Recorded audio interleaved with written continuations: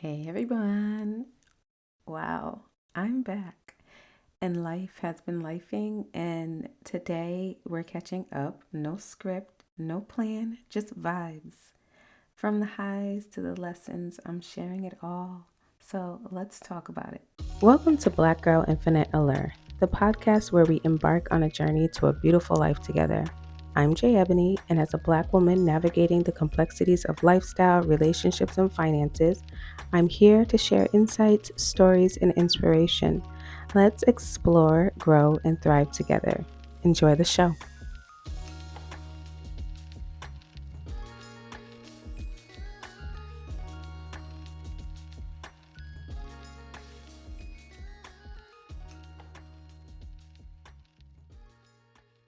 Hello, and welcome back to the Black Girl Infinite Allure podcast. I am your host, Jay Ebony. I am so happy that you are joining me, and I thank and appreciate each and every one of you for tuning in. I hope you're enjoying the podcast. If our episodes have inspired you or added value to your life, I have a small favor to ask. Please subscribe, follow, like, share, rate, and review the podcast. Your support is crucial in helping us grow and spread the word. If Black Girl Infinite Allure has made a positive impact on you, the best way to give back is through word of mouth. Sharing our podcast with others not only helps us reach a wider audience, but also helps others discover the content that you've found meaningful. Remember, rating and reviewing our podcast makes a big difference too, as it helps others find us more easily. Thank you so much for your continued support and for being a part of this journey. Hello, hello. Hi, everyone. It's been so long since I've been up here, and I missed you guys so much. So much that I know I promised a different episode for the next one.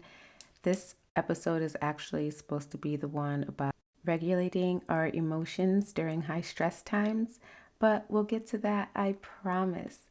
I just want to, I'm calling this episode No Plan, Just Vibes because I feel like I just want to talk. I don't want to have, a plan. I'm going to just talk and let you guys know what I've been up to recently. And I may have more episodes like this, but I'm just going to go. So I hope y'all are ready.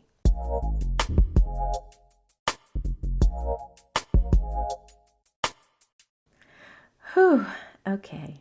So, y'all, let's take it back a couple months ago when I was recording my last few episodes.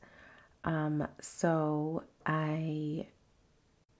the past several months, I manifested a new house, one that I would not think that I would be able to afford, period, even with a partner as opposed to by myself. And yeah, I actually no longer live in Rhode Island. I live back in Connecticut. Um, I've actually been in here about almost 3 weeks now, I think, and it's crazy. I love it. We are so blessed. But that whole process is actually something that I want to go more in depth with, and I'll share that in another podcast episode if you all want to hear how I did that. So during the time that I was manifesting a house, I was manifesting it for my whole family and my partner and I as well. Um, and we he wanted a multi-family, and I was having trouble finding one that I would be happy to live in Rhode Island. For the price, it just was not doing what it needed to do. So I was just like, just looking up houses in Connecticut and where I used to live. And I'm like, because every once in a while they'll have nice houses. And I seen a bunch of like older Victorians and colonials for sale. And he was like, how about you just get the single and I get the multi? And I was like, that will work. We can both do this, right? So I go ahead with it. And during this time. We're, in and out of rough times. We just have a hard time communicating, and the issues. I have a lot of issues with my older son who has behavior issues. So that caused a lot of friction in the relationship. But we're still trying. We're trying to work at it and still do our goals at the same time, and just find a way for it to work for both of us. So here is where the miscommunication part comes into play. I'm thinking if I find this house, even if it's in Connecticut, he's going to come, right?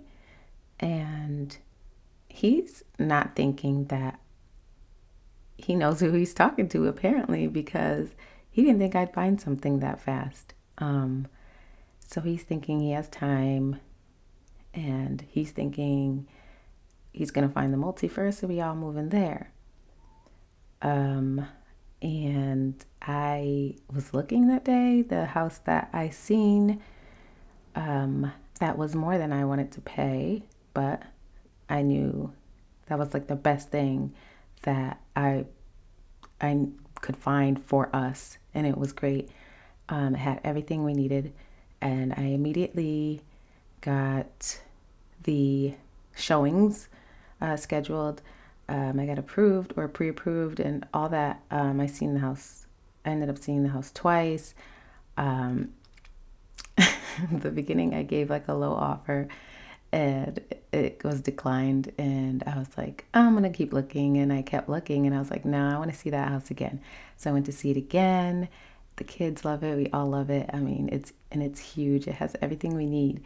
And I'm like, all right, let me give him what he wants. So by the time I go to give the offer, there was another party that had went to an open house right before, and they gave an offer of the same thing. So I got into like this little bidding war, which I'll go into more detail in a future episode. But either way, I ended up getting the house a lot sooner than he imagined. And I guess he felt as if I did this stuff on my own, not concerned on whether he was coming or not. And I was like, that actually never crossed my mind. I thought you were coming. And now it's an issue. So I can't back down on this house. And he's not backing down. So it created a lot of friction where ultimately we determined that for some reason we wouldn't be able to work it out if I moved, and that would be the end of it. And I'm supposed to close before Christmas. And the closing ended up getting pushed back a couple times due to repairs and things like that. And it was just an awkward time in our pending termination of our relationship. It was very weird. So at first I was, just trying to, we both were remaining cordial. And at first it was very weird. We were both upset by it, but it's like, why wouldn't we be able to figure something out? We have time. We know, okay, now I know I'm not going to close until January. Like, we have time to figure it out, the apartment and all this stuff. So we were kind of distant at first, and then we just started doing, everything together. We were fighting less. It was like we were just savoring the last couple weeks or whatever we had left together. And it was weird, but it seemed like, okay, maybe we will be able to work it out. And in the process, I'm completely stressed. Like, I have so much going on with the house stuff, with work, and with my son, and now the relationship.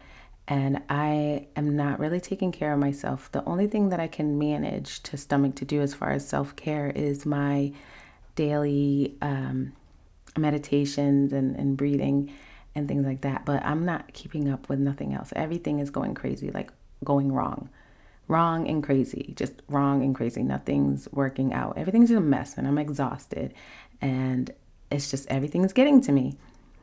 But it's like things have calmed down, and we're just kind of rolling with the punches. I'm still going to his events and things like that.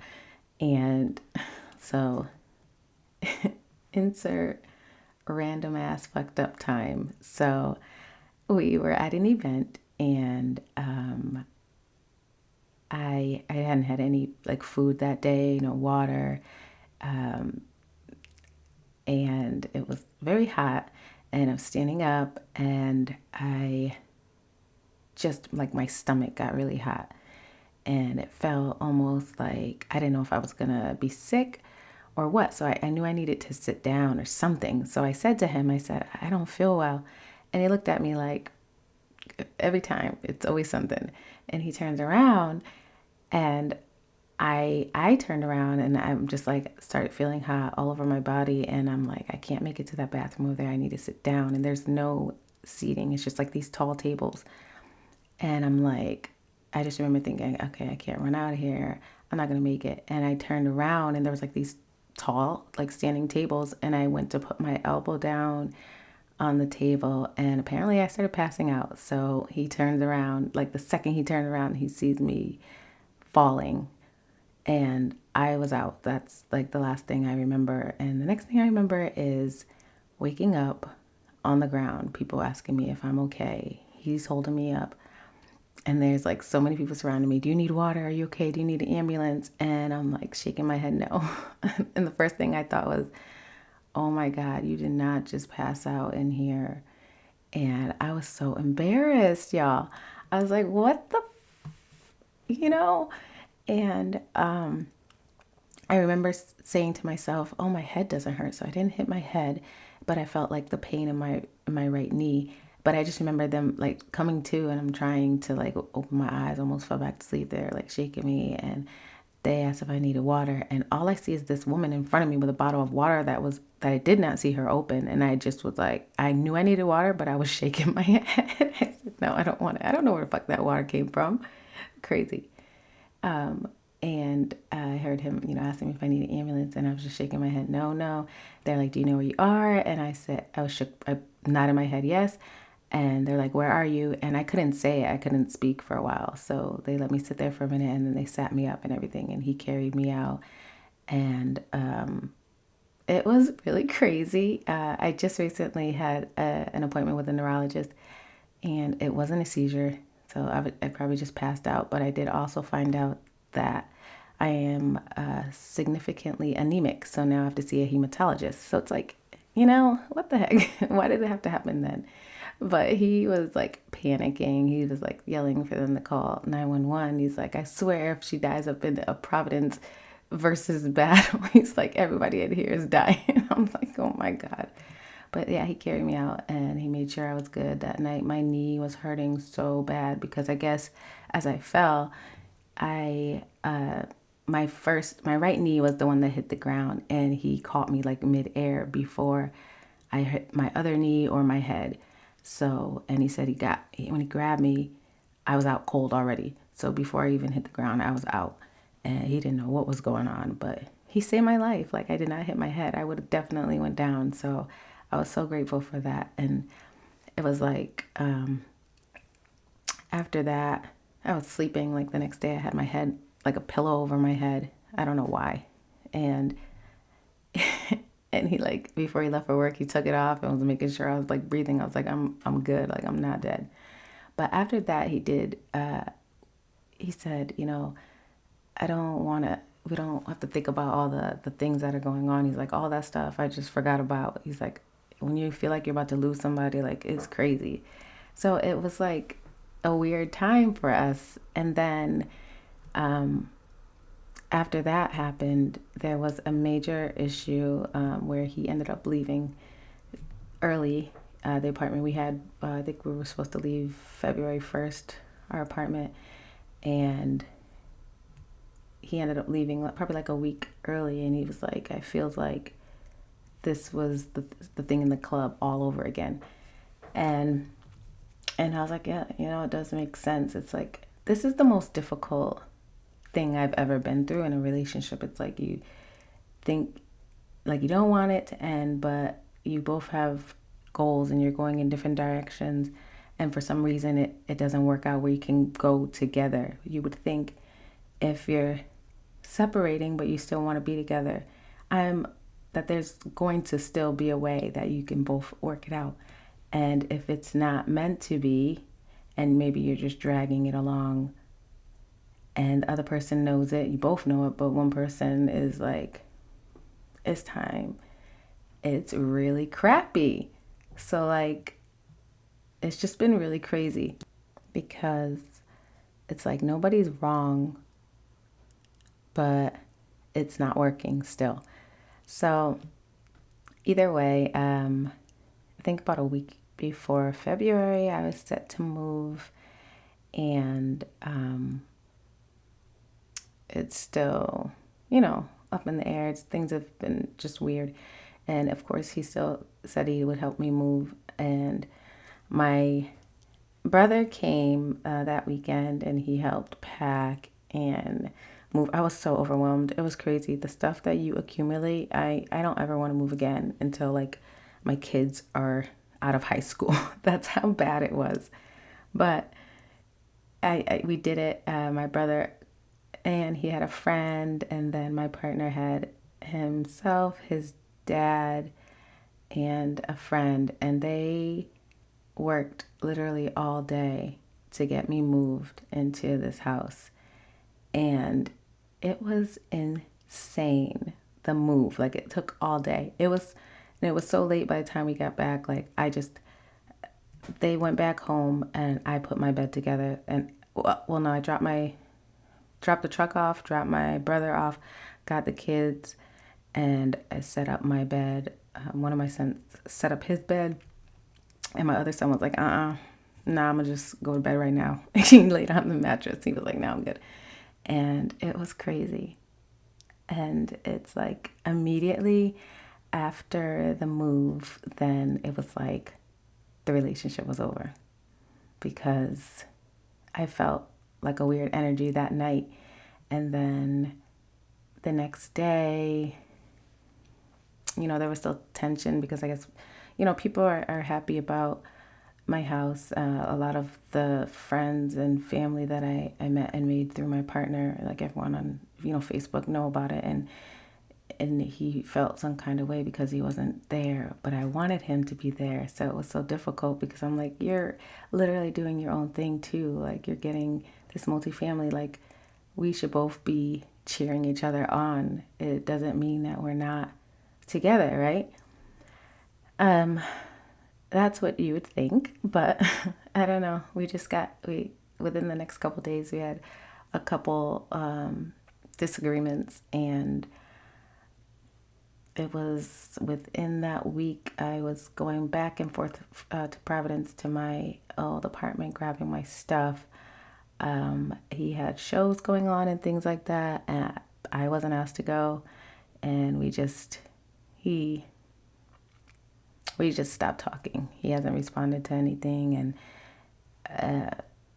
the last time I texted him, we had a blow up, and that was it. So I'm like, wow, like almost 3 years and something like that. Like, even if we have a blow up, which wouldn't even be the first time, like, we understand it's nobody's fault, but why is it so easy to just give up just because we're not living together? So that's why I'm like, I'ma just do my thing, and I'm single. So I'm single, he's single, whatever he's doing, I wish him the best of luck. And, whatever's meant to happen will always happen. And I just always remember that. But not to say there's no mourning and sadness. Like, I was going through it. Like, I went through like little stages. Like, the first couple of days was the most difficult, of not speaking to somebody that you see and you speak with nearly every day. And then it's no more. But you know that you both need that space to kind of figure out what it is that you need to be doing next. So that no contact shit is real. It's very important, I believe, for at least 90 days or so to reset your nervous system from this person, is what I've learned. So I don't know. I'm just kind of doing my own thing. And kudos to my parents, because the first week, my dad and my mom, of course, they came over bringing like curtains and stuff. They're like, whatever you need, we might have it already. So don't go out spending unnecessary money. And my parents' stuff be immaculate, and I'm like so blessed. Brought over curtains, rods, because I don't have barely any, and I have to literally the whole house needs them. And oh, there was just like a box of stuff, and they're coming soon to my dad's like, oh, somebody's got some rugs. So they have like rugs, they have couches, that they are bringing, washer and dryer.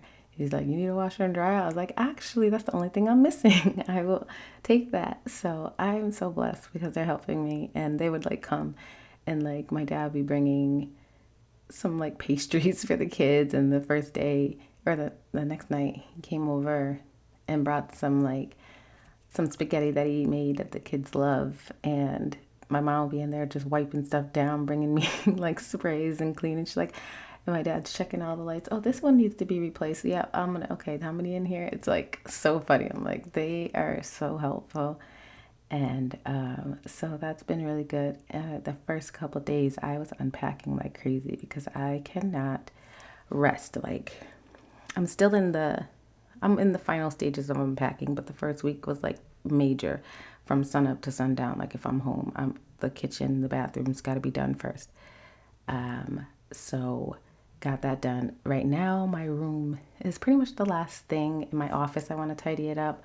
My room is almost done. I have so much clothes, but it's getting to the fun part because everything is kind of in place, and I'm just like decorating it.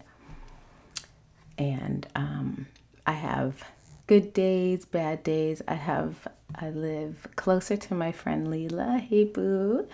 I love her so much. And so we're going to be hanging out a lot. And I just am trying to keep busy with, friends and people that care about me and my family. And just trying to get back to me. I'm hoping to start my workout routine again. I got a whole space for that. So I'm excited about that. I'm excited to be here talking to you all more consistently, I promise. And I have so many other ideas in the works that I will be sharing. And I'm excited for what's coming up for the podcast. I feel like with the breakup, that I can have conversations now. So I went on the dating apps. Yep, that fast. I went on there. And because I'm having conversations. I'm not like, nobody says that during the grieving process you can't have conversations. I'm not looking for anything like sexual or nothing like that. Just conversation because it's just me now. And I can conversate, and there's a lot. Like I got overwhelmed within the first day. I had to make my accounts incognito. Why do I always say that? Incognito. That's the name of one of my group chats, but it's incognito. I think, right? Yeah, I always say incognito because that's the name of our group. But anyways, I had to hide my profiles because it gets too overwhelming, and I conversate with a few people, and that's it. But I do plan on just spending a lot of time with my friends and just being happy and healthy. Finally, this week was it this week or the end of last week? I started like finally cooking again because it's been so busy like unpacking. I can't even like do all that and then unpack. So I've been like ordering out or quick stuff. So I've been cooking more and more, which is great. So my eating is hopefully going to get back to normal. And I have a little prayer closet. So that's where I'm going to be doing my meditations. Like the house is beautiful. There's a space for everything and every one of us. Like it's crazy. I'm just so, I don't even know. I just love it. And the last couple of days I've been putting up blinds. My parents were supposed to come hang some curtains and blinds, but they've been sick the past week. So I was like, let me put these curtains up because people could see all up in here. And this woman walked by the other day with her dog, and she was like, did you just move? Are you new to the neighborhood? And I said, yes. She said, oh, it's such a beautiful house. Yeah, she just like kept smiling.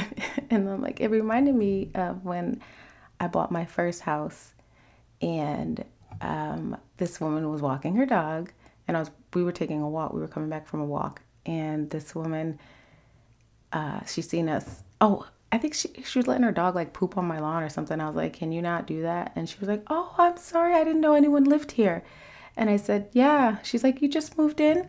And I said, yes, yep, we live here. And she was like, oh, I'm so sorry. She's like, oh, that is a beautiful home. Like, it just reminded me of that. And I was just like, oh, thank you. And yeah, she didn't do that again. I was like, you can't be letting your dog poop in people's yard. Even though you're going to pick it up, just like, I don't know, move him down to the sidewalk or something. I don't know.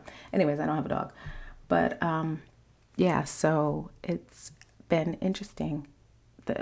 I'm sure I'll have some stories on dating coming up, or dating, conversating, whatever. But I just wanted to catch y'all up on everything that's been happening. That's in a nutshell. I'm sure I'll have more that I need to share, but I'm so happy to be back.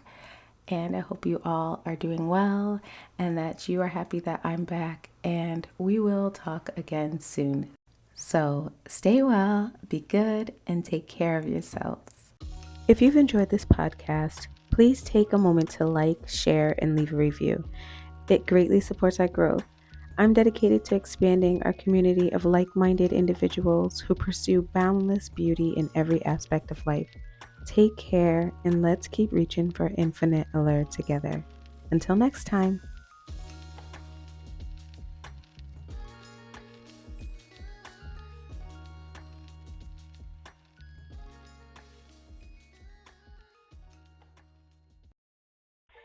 If you'd like to connect with me and join the Infinite Alert community, follow me on social media for updates, behind the scenes content, and more ways to explore boundless beauty in every facet of life. As of now, my social medias mainly consist of daily affirmations and updating you all with my blog and podcast information. You can check me out on my website, myinfiniteallure.com, or add me on Instagram and Facebook, both at Black Girl Infinite Allure Podcast, or follow me on TikTok at Black Girl Infinite Allure. For inquiries, collaborations, or to share your thoughts, email me at infiniteallurebyj@gmail.com. Thank you for listening and continuing to strive for all things infinite allure. And remember, I will also have this information in the description box.